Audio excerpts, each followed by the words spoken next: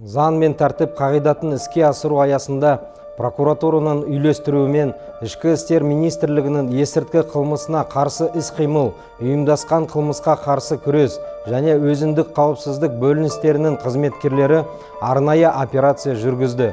Ұзақ уақыт бойы Алматы қаласынан Жамбыл облысына психотроптық заттарды заңсыз тасымалдаумен және өткізумен айналысқан қылмыстық топ ұсталды. Нәтижесінде Тараз қаласындағы бірқатар дәріханалардан 364 ампула күшті әсерлі трамадол препараты, 1800-ден астам тропикамид, сомнол және димедрол таблеткалары, 17 грамм психотроптық оксивит заты тәркіленді. 4 күдікті ұсталды. Олардың ішінде Тараз қаласынан 59 жастағы тұрғыны 2023 жылдан бастап тыйым салынған препараттарды жеткізу және тарату схемасын ұйымдастырған. Оны дәріхана бизнесі ретінде жасырған. Фигуранттар кінәсін мойындап, уақытша ұстау изоляторына қамалды.